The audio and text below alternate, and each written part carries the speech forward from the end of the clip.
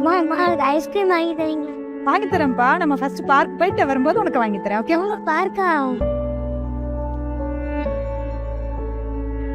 வர்ஷன் ஓடாத, நில்லு. இருடா, நானும் வர்றேன். ஓடாதடா.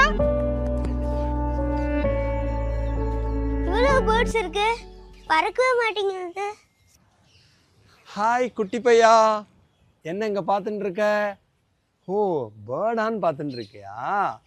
இது பேர்டு இல்லடா தங்கம், பறக்கலைன்னு சொன்னியே. அது எப்படி பறக்கும்?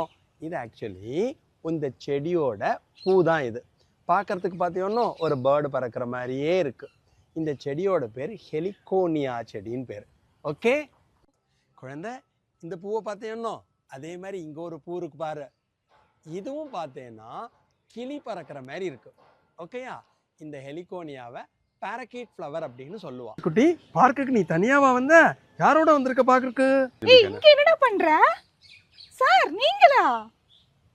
என்ன தெரியலையாங்க சார்? ஓ, வடிவாமா? ஆமாங்க சார், உங்ககிட்ட தான் படிச்சேன். எந்த வருஷம் படிச்ச? 12th? 95ங்க சார். சௌக்கியமா இருக்கியாமா? நல்லா இருக்கேன். இது யார் இந்த வாண்டு? என் பையன் தாங்க சார். ஓ, அம்மா மாதிரியே நிறைய சந்தேகம் கேட்குறடா. குட் பாய், குட் பாய். சார், அவனுக்கு நீங்க தான் சார் சொல்லணும் எல்லாமே. உன் குழந்தைக்கு என்ன டவுட் இருக்கு? என்ன கிளாரிஃபை பண்ணணும்? அவன் நிறைய என்கிட்ட கேட்பாங்க சார். நீங்க கிளாஸ்ல வந்து எங்களுக்கு லீஃப் வீனேஷன் எல்லாம் சொல்லி கொடுத்தீங்கல்ல, அதை அவனுக்கு சொல்லுங்க சார். ஓகே ஓகே, சொல்லி தரலாமா? அம்மாவுக்கு சொல்லி கொடுத்த மாதிரி. ஓகே, குட் பாய்.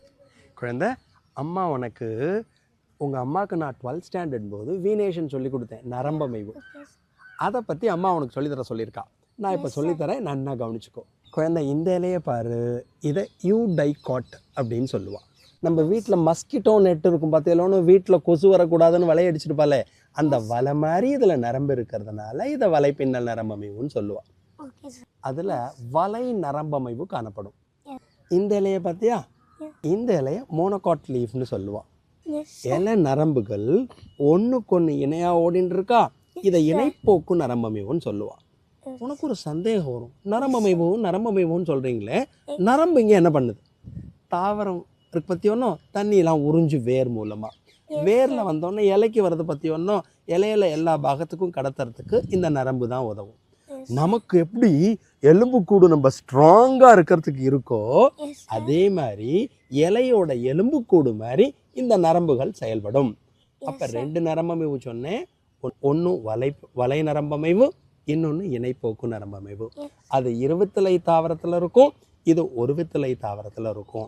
இலை முழுக்க நீர் கனிம பொருட்கள் கடத்தப்படுவதற்கு இந்த நரம்பு தான் உதவும்.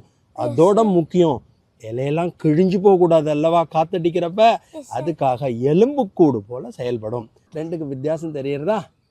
இது யூடைகாட், இது மோனோகாட், ஒருவித்தலைன்னு சொல்லுவான். பார்க்கறதுக்கு 2 இலையும் அழகா இருக்கா? ரொம்ப சமத்தா கவனிச்ச.